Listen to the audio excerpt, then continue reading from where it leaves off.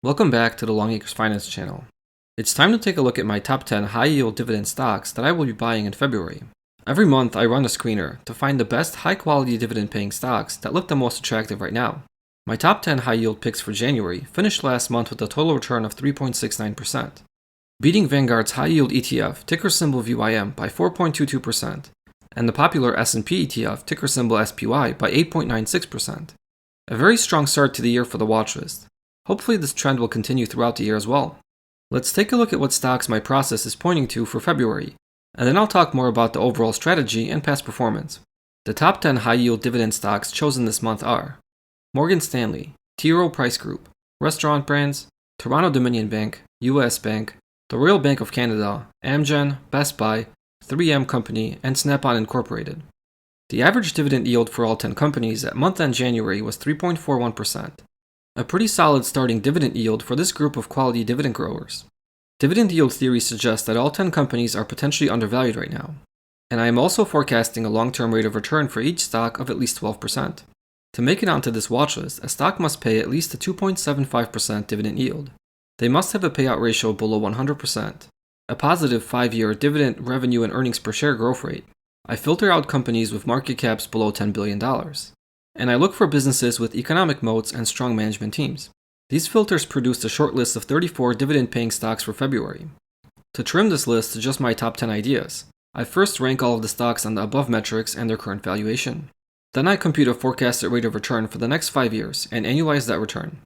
To choose my top 10 stocks, I go down the list in order of rank, selecting only those companies that are forecasted to return at least 12% per year or more.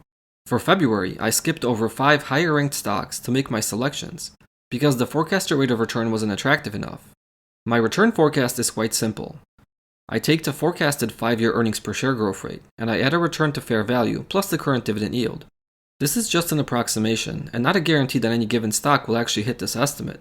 So far, this strategy has worked out quite well for me, but that does not guarantee it'll continue to work in the future. I personally like this automated stock selection process. It completely removes my personal emotions from the decision-making process. I'm sharing this strategy with you, not so that you can invest in the same stocks I am investing in, but more for educational purposes.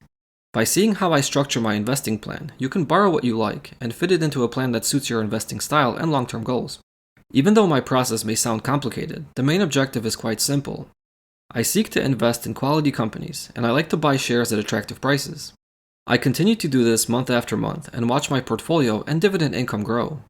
Alright, let's talk about the top 10 stocks for February a little more now. The best dividend yields in February are offered by Toronto-Dominion at 4.54% and the Royal Bank of Canada at 4.28%. Restaurant Brands is not too far behind with a 3.86% dividend yield. 3 more companies offer a 3% plus dividend yield. 3M's yield is 3.63%, Amgen's yield is 3.39%, and US Bank's yield is 3.17%. This leaves the remaining 4 stocks with a sub 3% dividend yield. T. Rowe Price Group, which has been a regular high-growth dividend stock on the other monthly watchlists I track, offers a 2.88% dividend yield. A very poor return in January drove the dividend yield of this financial stock high enough to make the cut for the high-yield watchlist this month. Best Buy offers a 2.87% dividend yield, which is better than last month's yield of 2.76%. Morgan Stanley and Snap-on barely made the cut this month, as both companies offer a 2.75% dividend yield. To compute the current valuation for each stock, I like to use dividend yield theory. The theory is quite simple. You compare the current dividend yield to the trailing dividend yield. And if the current dividend yield is higher than the trailing dividend yield, the stock is potentially undervalued, and vice versa. In the past, I used to use the current and trailing dividend yield to compute the over or under valuation. But now I use the current dividend amount and the trailing dividend yield to compute a fair price for each stock, and I compare the fair price to the actual price.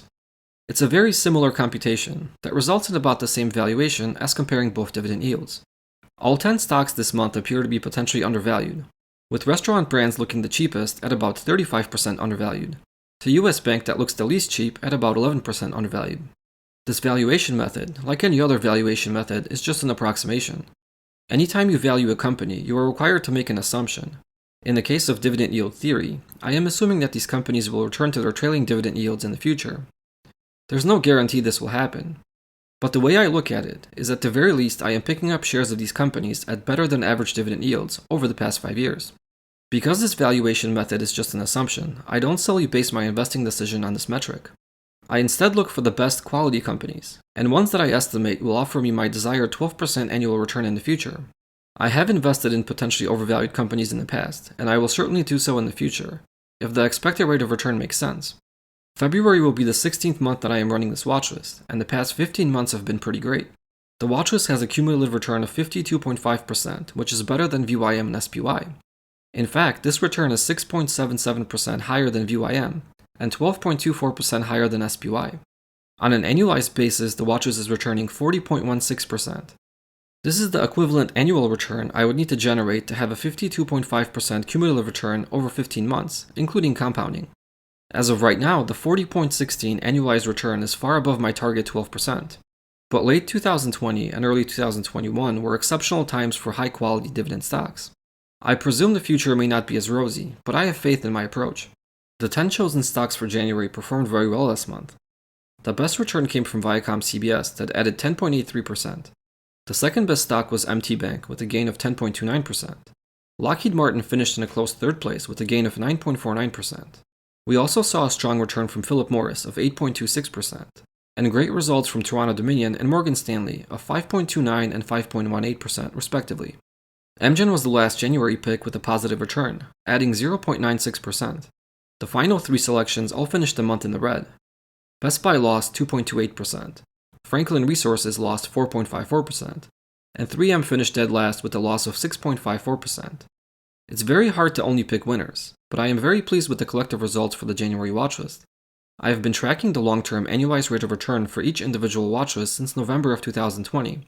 This assumes you invested equally amongst all the chosen stocks for a given month, and never added or sold any positions, all the while reinvesting dividends right back into the same stocks.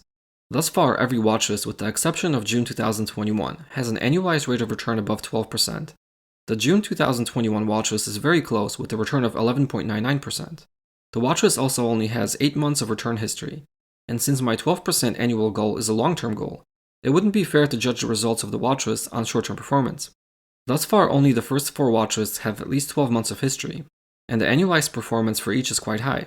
The November 2020 watchlist has an annualized return of 38.03%. The December 2020 watchlist has an annualized return of 28.21%. The January 2021 watchlist has an annualized return of 25.72%, and the February 2021 watchlist has an annualized return of 28.24%. The March 2021 watchlist is also on pace for a strong annualized return. And then the watchlist returns dip a little, with the April 2021 to September 2021 watchlist all in the mid to low teens. I would like to see that each watchlist can hit the 12% target after 5 years have gone by, and that the streak will continue well beyond the 5 years as well. Over the past 15 months, the watchlist has seen 52 unique high-yield dividend stocks. Of these 52 stocks, only 4 have a negative return since joining the watchlist. And of those 4, 2 were added in January, so they have a relatively short track record. The best watchlist stock thus far has been Bank of Montreal, that is up 99.27% since joining. CVS is in a close second place with a total return of 95.71%, and Principal Financial Group is also right up there with a 95.62% total return. 2 more stocks are up in the 80% range. Toronto Dominion has a total return of 89.74%, and the Bank of Nova Scotia has a total return of 81.17%. The average total return for all 52 stocks is just shy of 35%. If I average out the total return by the number of months that have passed since each stock joined the watchlist, the average monthly return is 2.08%. It's certainly been an exceptional run over the last 15 months, and while I don't think we will see such high results in the long term, I am optimistic this watchlist will continue to deliver strong results. Thank you for watching, don't forget to like and subscribe, and see you next time.